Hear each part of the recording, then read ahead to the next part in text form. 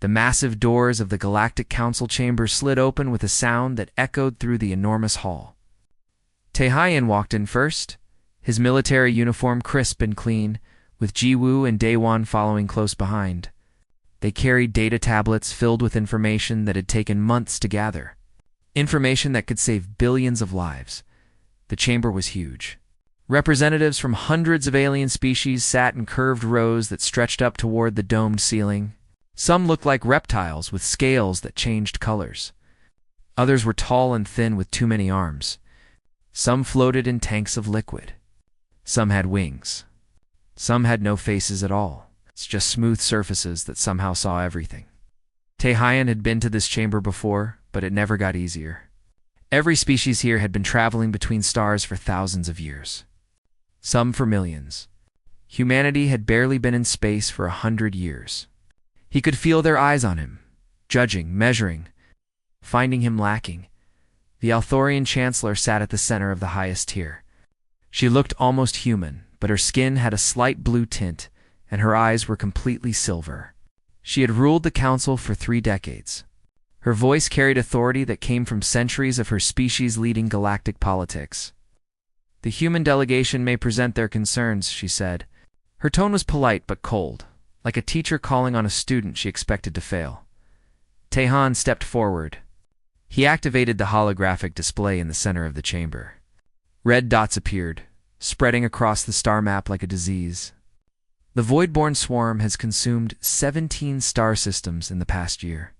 They're not slowing down. They're accelerating. The display zoomed in, showing recordings of battles. The Voidborn ships looked like they were grown instead of built, all organic curves and pulsing membranes. They moved in perfect coordination, thousands acting as one mind. We've been monitoring them from our border regions, Tae-Han continued. We've engaged them in 12 separate skirmishes. Every time, they adapted to our weapons within hours. Plasma fire, kinetic rounds, electromagnetic pulses. They learned to counter everything. Gi-Woo stepped forward and added more data to the display. Their consumption rate is increasing. At current expansion speed, they'll reach Council Core worlds in less than 2 years. Maybe 18 months. A murmur went through the chamber.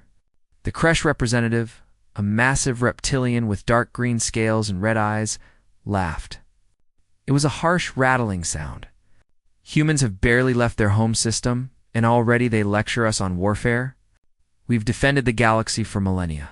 Several other representatives made sounds of agreement. The insectoid Vrel ambassador clicked its mandibles in what Tae-Hyen had learned was their version of mockery. Your species has never faced a real threat. You know nothing of true war. Tae-Hyen kept his expression neutral. He'd expected this. That's exactly why you should listen to us. We haven't faced threats like you have, so we don't fight like you do. The Voidborn adapts to conventional tactics. You need unconventional approaches. Day 1 activated another section of the display showing we've developed quantum disruption technology. It interferes with the swarm's ability to share information between ships. We've also created new tactical doctrines based on unpredictability and rapid adaptation. We're offering to share all of this, Tae-Hyen said. Our technology, our tactics, our personnel. We can fight together. The Chancellor studied the display for a long moment. Then she looked at Tae-Hyen with something like pity. Your concern is noted, Commander. However, the Council has defended against countless threats throughout its history. We have protocols, established strategies, and the combined military might of dozens of species. The Voidborn aren't like other threats, Ji-Woo said, stepping forward despite protocol. They learn. They evolve. Every battle makes them stronger unless you do something they can't predict. The Althorian Chancellor's expression hardened slightly.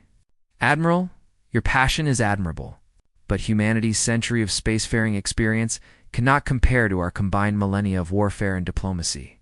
We appreciate your offer, but we will handle this situation through proper channels and established military doctrine. The Kresh representative spoke up again. Perhaps the humans could assist with logistics. Supply runs, cargo transport. Leave the fighting to those with experience. Laughter rippled through parts of the chamber. Not cruel laughter, exactly. But the kind adults make when a child offers to help with something complex. Dismissive, patronizing. Taehan felt something cold settle in his chest. He'd known this might happen, but he'd hoped. He'd really hoped they would listen. "We've fought the Voidborn," he said quietly. "We've lost ships and people learning how they operate. We're offering you knowledge bought with human lives. We're grateful," the Chancellor said in that same patient tone. "The Council will certainly take your data under advisement. We'll review your findings and incorporate any useful elements into our defense plans. But we cannot give untested human tactics authority over established Council military operations. I'm sure you understand." She didn't wait for his response. "The Council will assemble a proper defensive fleet. 47 species have already committed vessels. We'll meet the Voidborn at the barrier sectors and contain them there. Your species is welcome to contribute support vessels to the rear logistics chain." Hyon looked at Ji Woo, then at Day One. He saw the same resignation in their eyes. They'd tried. They'd done everything right, presented evidence, offered help, shown respect, and it hadn't mattered. Chancellor Ji Woo made one last attempt. "We're offering our full military support. Our entire fleet. Our best people. We don't need recognition or glory. We just want to help stop this threat before it's too late." The Althorian Chancellor smiled. It was a kind smile, the kind you give to someone well-meaning but naive. "Admiral, your offer is noted with appreciation. But I think your people would be safer observing from a distance, while more experienced civilizations handled this situation. There's no shame in knowing your limitations." The words hung in the air. The other representatives nodded in agreement. They meant well, Taehan realized. They genuinely believed they were being kind by protecting humanity from dangers they thought humans couldn't handle. Taehan stood very still for a moment. Then he reached down and gathered his data tablets. He tucked them under his arm, one by one, in complete silence. Ji Woo and Daewon did the same? "Commander?" the Chancellor said, sounding slightly confused. Taehan looked at her one last time. He didn't say anything. No arguments. No protests. No angry words. He just turned and walked toward the exit. Giwoo and Daewon followed. The massive doors opened before them. Their footsteps echoed in the suddenly quiet chamber. Every representative watched them leave, but none seemed concerned. The Kresh representative made comment about hurt feelings that generated more laughter. The doors closed behind the humans with a final, definitive sound. The council session continued. They moved on to discussing fleet compositions and defensive formations. Standard tactics. Proven methods. Everything they'd used successfully for thousands of years. None of them noticed the weight of what had just happened. None of them understood that they'd just made the worst mistake in council history. They would understand soon enough. 3 weeks passed like water flowing downhill, inevitable and steady. The Galactic Council worked with impressive efficiency when they wanted to. Representatives from 47 species committed their military forces to a single unified fleet. Over 3,000 warships gathered at the barrier sectors, the designated choke point where they would make their stand against the Voidborn. It was the largest military gathering in council history. Massive battleships from the Althorian Empire hung in space next to sleek Kresh destroyers. The Vrel contributed hundreds of fighter craft that moved in perfect geometric patterns. Every species brought their best, their proudest achievements in military technology. The Council Military Command, set up in a massive space station at the center of the fleet. Generals and admirals from dozens of species worked side by side, planning defensive formations and attack strategies. They had done this before, many times. They knew how to fight together. But while the Council prepared for war, something strange was happening. Or rather, not happening. Humanity had gone silent. At first nobody noticed. The Council was busy, focused on the coming battle. But as days turned into weeks, the silence became impossible to ignore. All human diplomatic channels had gone offline. The small human embassy on Nexus Prime was empty, its staff recalled, without explanation. Human trade vessels that usually moved between Council worlds had disappeared. The few human outposts in Council space stood empty. Automated systems still functioned, maintaining the stations, but no people remained. It was as if humanity had simply packed up and left. Some council members found this concerning. The Silthian ambassador, whose species had always maintained friendly relations with humans, sent multiple messages to human territory. None were answered. She tried secure channels, public broadcasts, even personal contacts she had made over the years.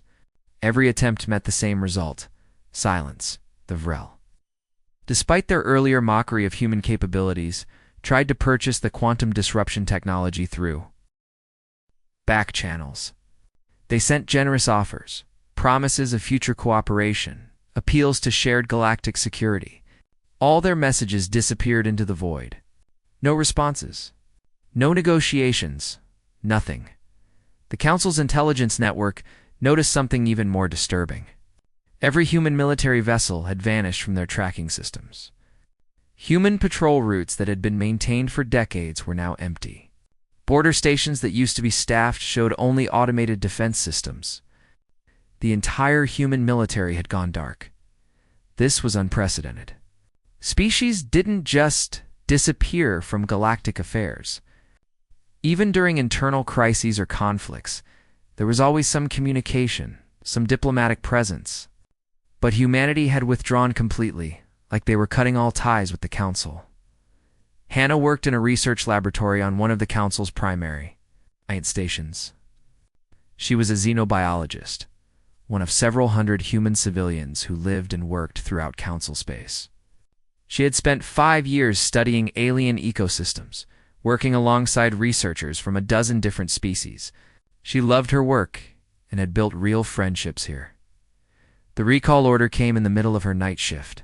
It was encrypted with the highest priority codes, the kind used only for emergencies. The message was brief: return to human space immediately. No explanation. No time for questions. Her Silthian colleague found her packing her personal belongings. "Hannah, what's happening? Where are you going?" Hannah looked at her friend, someone she had worked beside for 3 years, someone she trusted. "Home. I'm sorry. I wish things had been different." "But why? What's wrong?"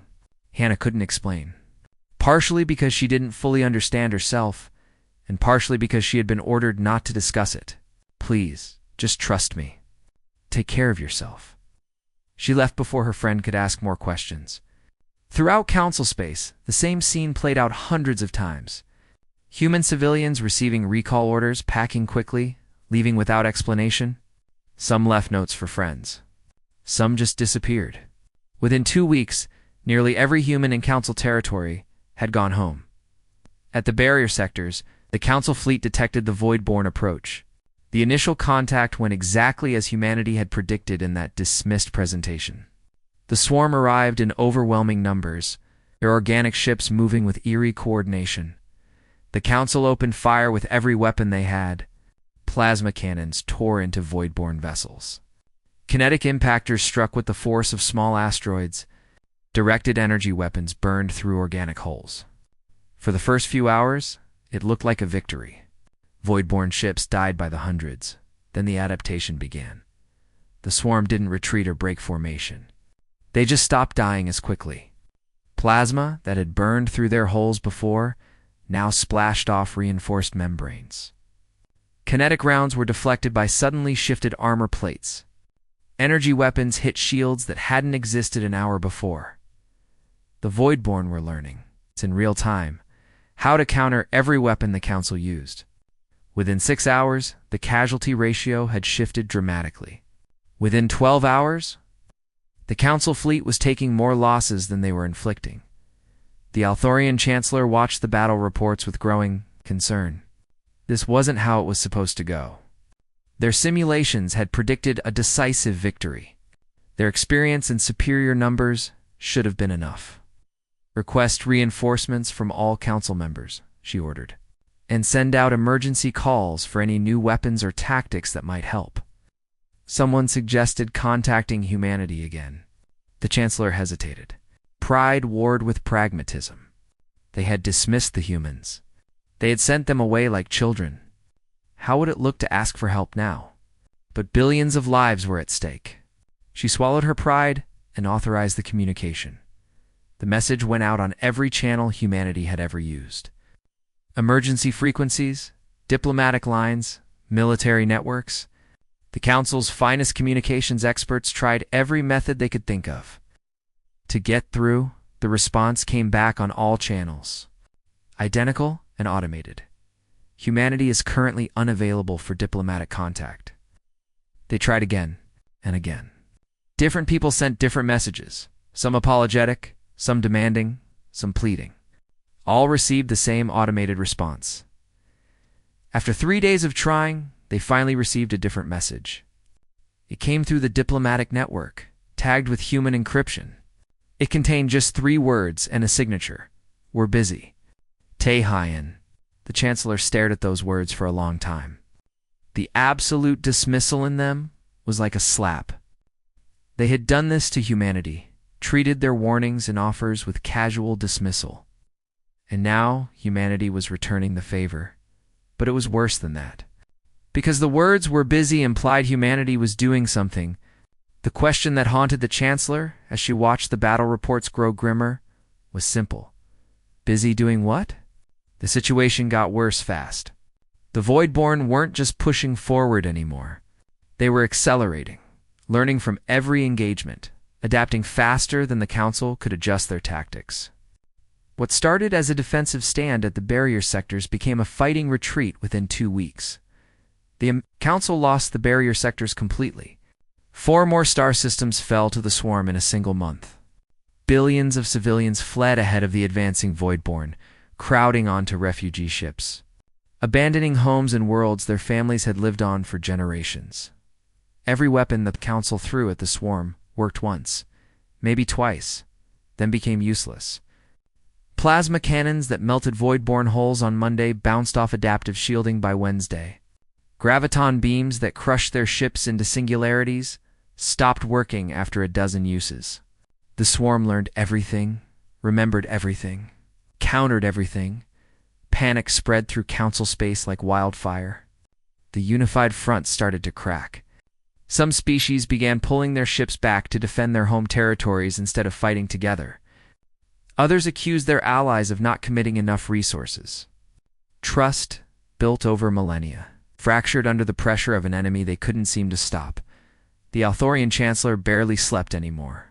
She spent her days in the command center, watching red zones spread across the tactical maps like blood and water.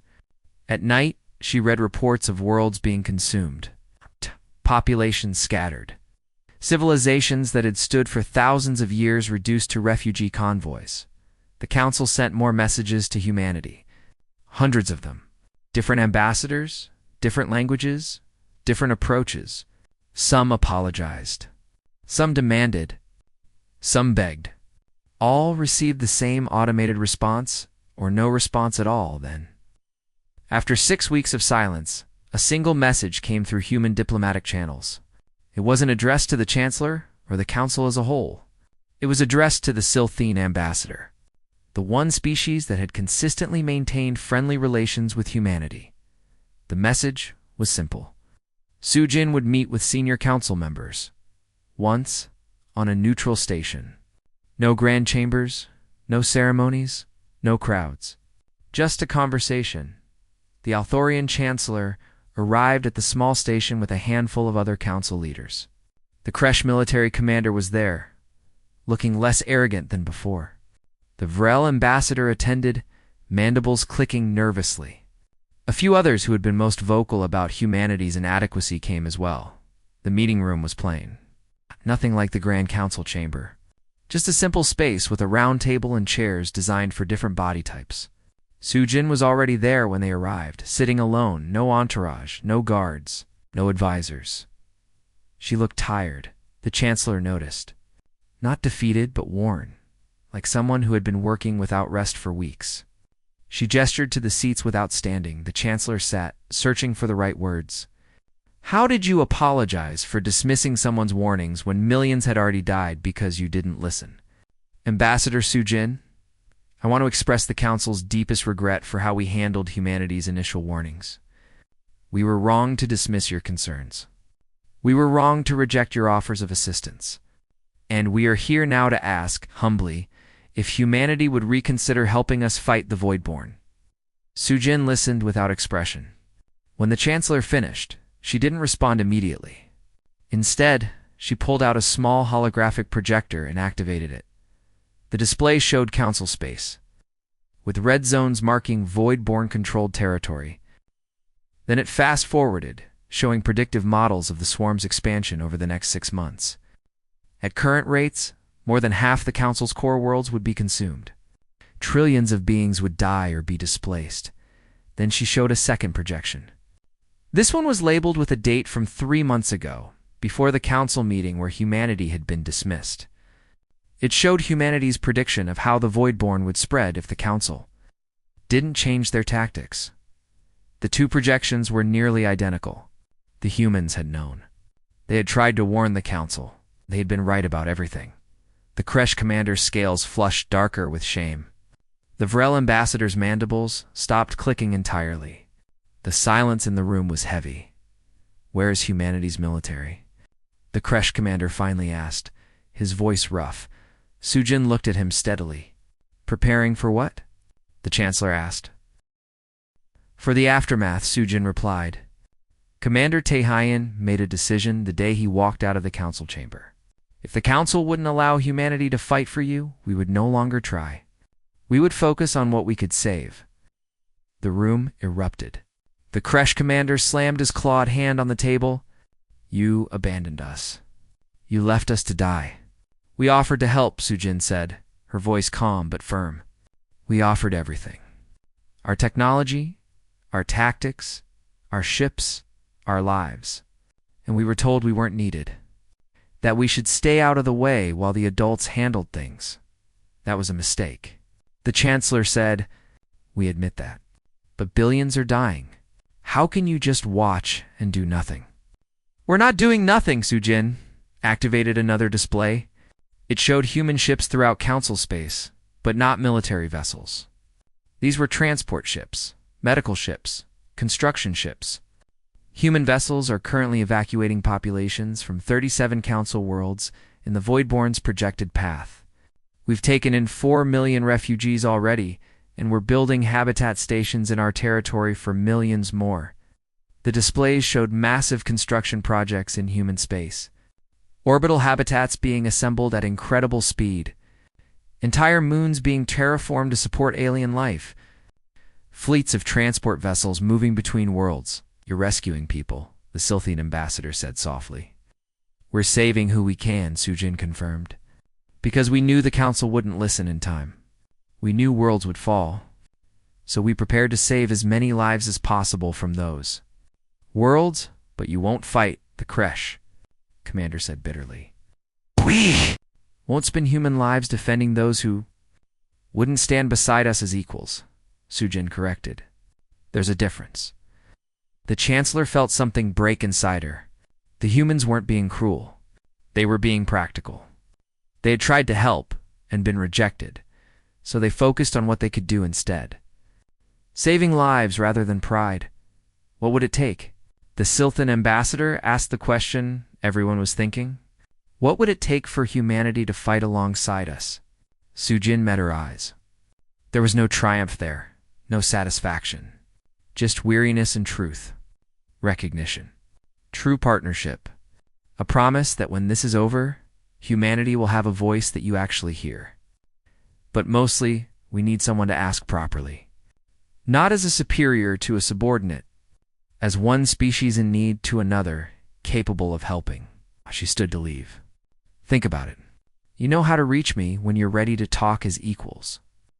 The council members sat in silence after she left. The holographic projections still floated above the table, showing the predicted death of their civilization in red. Zones spreading across the stars. The Althorian Chancellor looked at those projections for a long time. Then she made a decision that would cost her everything she had built her career on. Her pride. Her superiority. Her carefully maintained dignity. But it might save her people. And in the end, that was all that mattered. It took 72 hours. 3 days of arguments that echoed through the council chambers. Of pride battling against survival of old ways confronting new reality. The Voidborn consumed 2 more systems while the Council debated. Another billion beings died or fled their homes. The mathematics were simple and brutal. At the current rate, the Council would collapse within a year. Not might collapse, would collapse. The projections didn't lie. And humanity had already proven their projections were accurate. The Althorian Chancellor made her decision. She dismissed her advisors, her security detail, her entire diplomatic corps. She boarded a small transport alone and set course for Frontier's Edge, a massive military complex that served as humanity's central command. The station appeared on her view screen as she approached.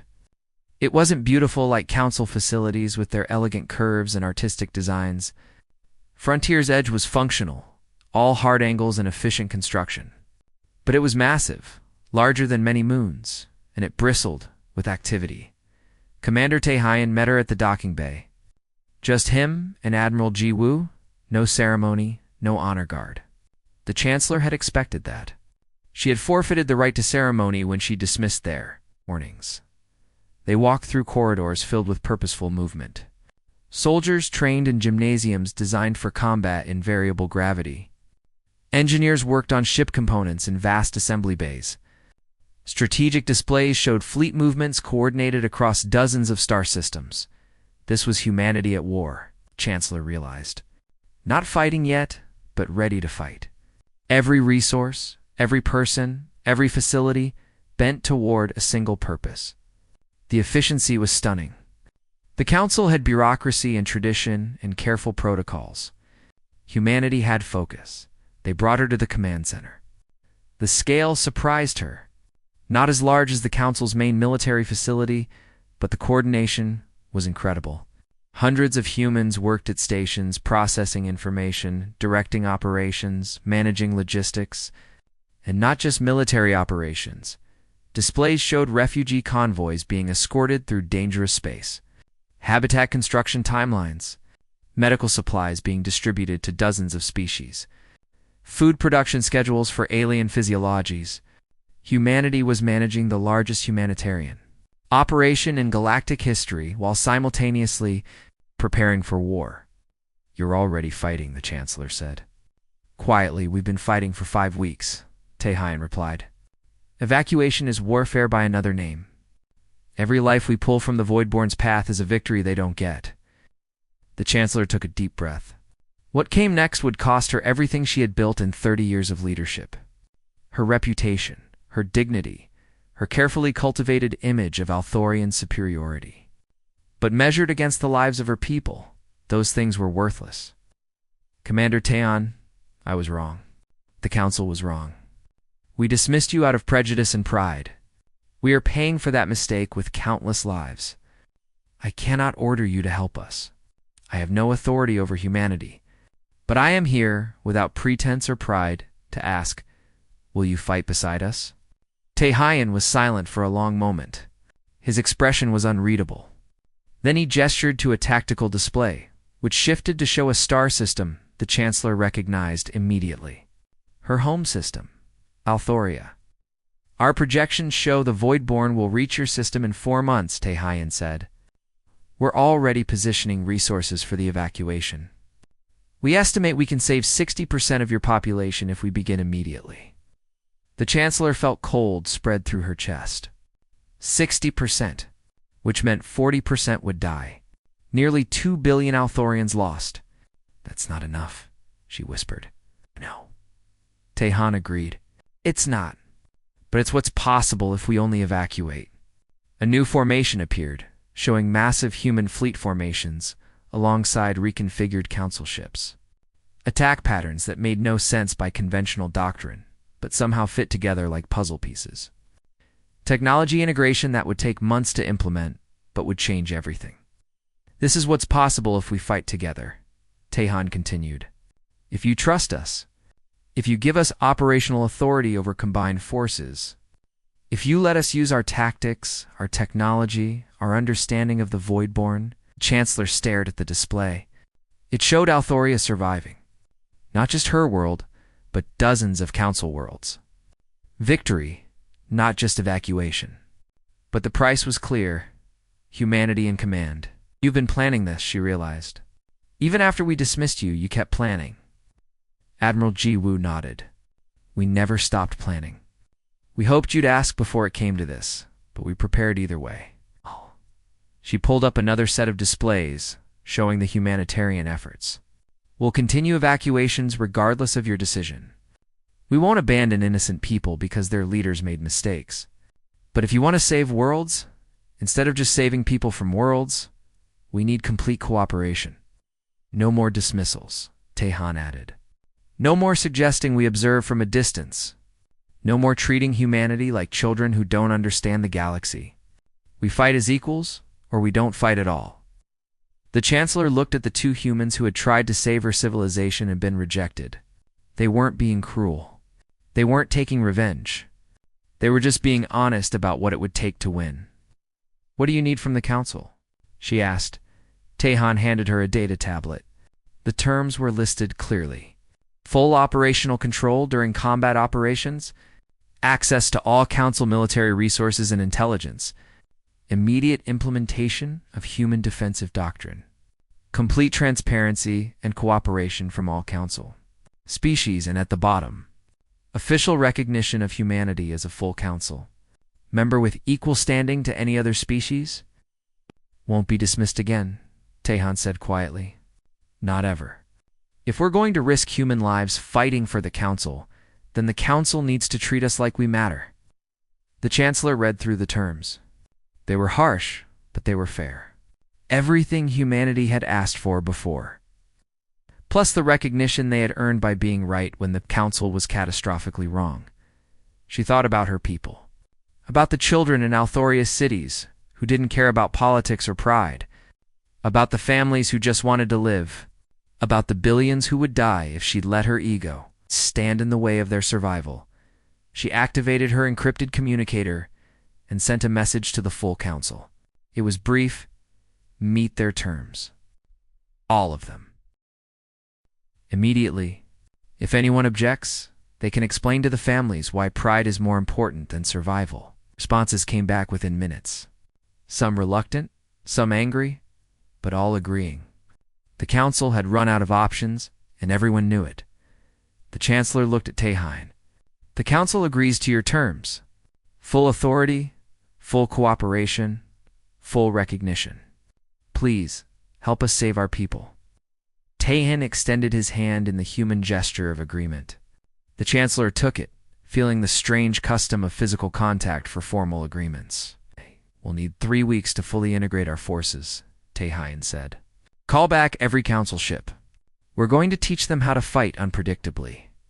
And then we're going to show the Voidborn what happens when they threaten someone humanity has decided to protect. For the first time in weeks, the Chancellor felt something like hope. The Corvin expanse was a graveyard of ancient stars, filled with asteroid fields and gravitational anomalies that made navigation dangerous. It was also the last major defensive position before the Voidborn reached Council core worlds. If the combined fleet couldn't stop the swarm here, billions more would die. 8,000 ships assembled in the expanse. Council vessels from 47 species, now integrated with human tactical doctrine. It had taken 3 weeks of intense training, of breaking old habits and learning new ones, of species that had fought the same way for millennia, learning to fight like humans. Fleet Admiral Yuna commanded from the human carrier Resolute. Her bridge was crowded with liaison officers from every major Council species, all working together in a way that would have been impossible 2 months ago. The Kresh military advisor stood beside a human tactical officer, sharing data without condescension. The Vrel navigation specialists coordinated with human pilots, mandibles clicking in concentration rather than mockery. Yuna looked at the tactical display. The Voidborn would arrive in 6 hours. Everything depended on the next day of battle. All ships report ready, her communications officer said. Council formations have acknowledged the battle plan. Yuna nodded. The plan was insane by conventional standards. No rigid formations. No standard tactics. Just chaos. Controlled chaos. The kind that humans had perfected through thousands of years of warfare against each other. The Voidborn arrived exactly on time. a massive swarm of organic vessels that moved like a school of predatory fish. Thousands of ships, each one storing data from months of battles. They knew council tactics. They knew every weapon, every formation, every strategy the council had used. They didn't know how humans fought. The battle began strangely. Instead of forming defensive lines and opening fire, the combined fleet retreated. Ships scattered in what looked like panic, fleeing deeper into the expanse. The Voidborn pursued, naturally. They had seen this before. Fleeing enemies were easy prey. They followed the scattered ships into the asteroid field, where the narrow passages between massive rocks limited their numerical advantage. Their ships couldn't swarm effectively in the confined space. The perfect coordination that made them unstoppable in open space became a liability. Then the mines activated. They weren't normal mines. Day One's quantum disruption technology had been integrated into thousands of devices hidden throughout the field. When they detonated, they didn't just damage Voidborn ships. They severed the connections between vessels, cut off the swarm's ability to share information, isolated each ship from the collective intelligence. Suddenly, the Voidborn weren't one hive mind controlling thousands of ships. There were thousands of individual ships, each one cut off from the others, unable to share the adaptation data that made them nearly invincible. Human strike wings hit them like lightning. Commander Ho Young led a squadron of fighters through the asteroid, field at speeds that would have been suicide for Council pilots. But humans had trained for this kind of flying, practiced in simulators in real conditions, until they could navigate by instinct. They struck fast, killed, and vanished before the Voidborn could adapt. Then another wing came from a different direction, using different weapons, different tactics. The swarm tried to learn, but by the time they adapted to one attack pattern, that wing was gone and a new one had arrived. Captain Yunji commanded. A destroyer that should have been outgunned by the Voidborn cruisers it faced. But she used the asteroids as weapons, calculating trajectories, and using precise thruster bursts to send massive rocks tumbling into enemy formations. Ancient tactics, from before humans even had spacecraft, adapted for space warfare. The Council forces reorganized under human command, provided sustained fire support. But they didn't fire continuously like before. They shot in bursts, coordinated with the human wings, creating crossfires that gave the Voidborn no time to adapt before the attack. Pattern changed again. Day One had prepared more surprises than just the quantum mines. Human ships fired directed energy weapons that randomized their frequency with each shot. The Voidborn couldn't adapt to a weapon that was different every time it fired. Kinetic impactors followed unpredictable trajectories, some accelerating, some decelerating, some following curved paths that shouldn't have been possible, and then there was the psychological warfare. Human ships broadcast music across all frequencies. Old songs from Earth, wild and chaotic and utterly unpredictable. The sounds disrupted swarm communication patterns. They weren't designed to damage, just to confuse, to make the battlefield even more chaotic. The Voidborn tried to retreat and regroup, to restore their connections and share adaptation data. But Yuna had predicted that. Human ships were waiting, blocking escape routes, forcing the swarm to fight in the confined chaos of the asteroid field where human tactics dominated. The battle lasted 16 hours. 16 hours of constant movement, constant adaptation, constant pressure. Human crews rotated in shifts, staying fresh while the Voidborn had no such luxury. Council forces learned to trust human coordination, following tactical updates that came faster than they'd thought possible. When the Voidborn finally broke and ran, they had lost 60% of their invasion force. The remainder fled into deep space, running from an enemy they couldn't predict, couldn't adapt to, couldn't beat. It was the first time the swarm had ever retreated from a battle. On the bridge of Resolute, Yuna watched the tactical display as the red markers representing Voidborn ships vanished from Council space.